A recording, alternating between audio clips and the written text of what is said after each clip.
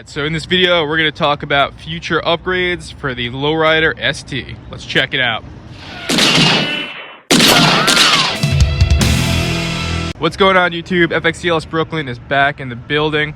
And yeah, if you've been following the content, then you know the situation. Harley Davidson sent me this bike to crush a bunch of miles on and, you know, give it a long-term review. So yeah, we've been crushing miles riding into the fall on this bike. And so far, you know, if you've seen some of my videos on it, I've been pretty much blown away by it. So a lot of the common comments that I've been getting is, what are the upgrades I would make? What are the things I would change? First off, there's not a whole lot on this particular bike that I can change because, again, this bike is owned by Harley Davidson, the company, so there's going to come a day where I got to give this thing back. So, you know, there's not too much I'm going to change in regards to what's been already done here. So yeah, if it were my bike for the long term, you know, what are the things I would do? Before I start rattling things off, you know, the thing that you should know about me in particular about, you know, this particular topic is, y'all know I have multiple other bikes, and those other bikes have got a lot going on with them, right? If I were to get this bike, this would actually be the bike that I would touch the least, and I would just kind of use as my reliable 100% runner for all situations. So that means I wouldn't be going so crazy with this in terms of motor work. I wouldn't be painting it, right? All that stuff. But there are a couple things here and there that I would do. First and foremost, a lot of you are asking about the bags. The common comment about this bike is, why did they do that to the bags? They're so off-center with the 2-into-2 pipe. I don't really care. Originally, when I was looking at these bikes, I always told folks that I would probably swap the bags out for some Leather Pros. This is a separate video. I'll make a full-length video on the bags themselves, but the more miles I've been putting on this bike and the more I've been using this bike, the more I've actually been really enjoying the bags. So again, I'll do a separate video on this, but these bags actually fit way more than I thought they would. And combined with that and the fact that you have something that is waterproof, as well as some security when you got some valuables in there, as well as just the general aesthetics and how well they fit the bike, I wouldn't swap out the bags personally, but I would be open to throwing Leather Pros on there just to see what that would look like and how it would work with the bike. So that's how I feel about the bags. You know, honestly, man, they're really great. They surprised me, so I'm happy with those. The obvious changes I would make is the exhaust, 100%. That's got to go, you know, so that would be coming off. We'd probably be putting a Fab 28 on there. That would be the move. Y'all know that's what I run on all my bikes, so take off the exhaust, throw a Fab 28 on there. In terms of the brakes, the braking on this bike is stupid stock. It is unreal how well this bike stops.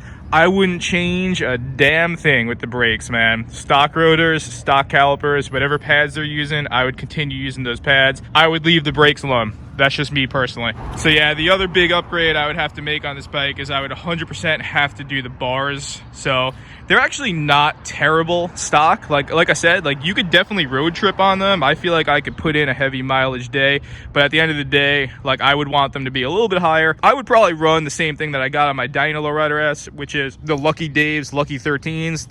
It's a 13-inch rise and it's got a 1 to 2 inch pullback. So in terms of putting in heavy miles all day, that's the setup that I usually use. So yeah, I would definitely change the bars 100%. That would be one of the first things I'd probably do the bike. I would do the same thing if I were to do it all over again. I would actually set this bike up the same way. I would throw on definitely a Saddleman step up. Between what I have on here, which is the Saddleman Tour versus the SDC, that's a separate video, but I would definitely throw on a Saddleman step up. I wouldn't run this bike with anything but that. And I would definitely throw on this really nice detachable sissy bar and luggage rack. And I haven't even taken the thing off yet, just because I don't really think it detracts from the aesthetics of the bike just because it's so low. So it doesn't really bother me having it on there, so I don't think I would take that off. Other upgrades I was thinking about yesterday, like they'd be pretty minimal. Like I said, I wouldn't be getting this bike to switch up a whole bunch of stuff and like go crazy and make it mine. It would be my runner. It would be my bike where I'd be like, yeah, I'm okay with this bike looking like everybody else's because I'm using it to just crush miles and just to get the performance out of it.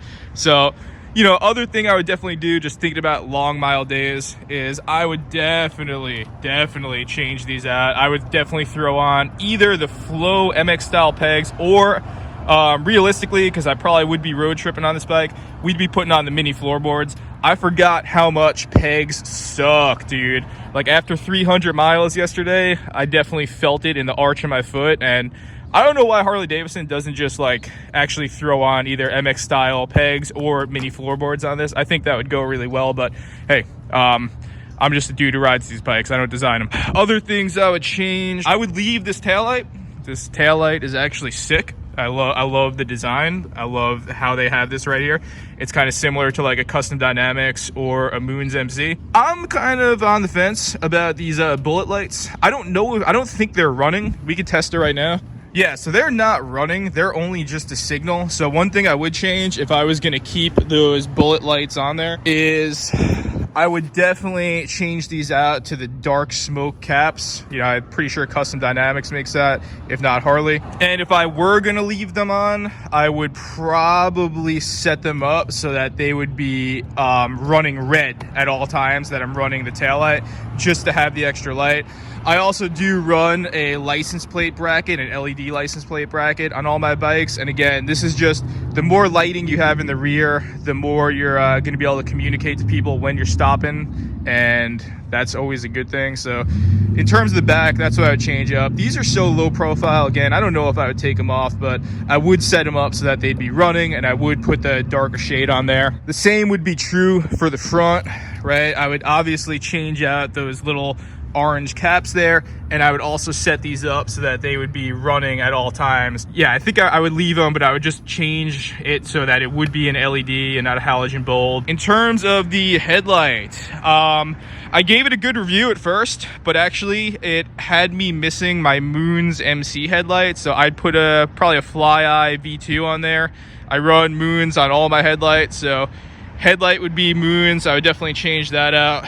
In terms of the fairing, like I've said before, this fairing was designed for FX DLS Brooklyn, a guy that's 5'7", 155 pounds, and wind distribution couldn't be any more perfect. It's literally maybe the best fairing for me that I've ever run. So I wouldn't be changing the shield. I wouldn't be changing anything up with the fairing. I would just leave it as is. So many of you talk about the gauge, the gauge, the gauge. I wish I had a traditional tack or whatever. Gauge hasn't bothered me. It's given me all the information I need, which is usually my miles or my RPMs. I would have to fight the urge to not throw on like a custom dual gauge kit like I have on the DX, and actually all my bikes I have the gauges dual gauge up here. That's just what I'm used to. It's just a crazy amount of money. If a company ever came out with an affordable option to do that, maybe I would run it. But that's the one I would still be trying to figure out, is if I wanted to go crazy with the gauges or just leave them. Honestly, I'd probably just leave it, because again, the purpose, if I ever did have this bike, would be to not do much to it, to just have it be a runner and be okay with it looking like 1,000 other STs out there. Because again, in terms of popping and having something unique, that's my other bikes. And I kind of get that out of my other custom build. Yeah, I don't think I would change the air cleaner either. Like I run the SNS Stealths on mostly everything, but like, why? There's really no reason to change it except aesthetics. So I wouldn't go that far. I wouldn't change that.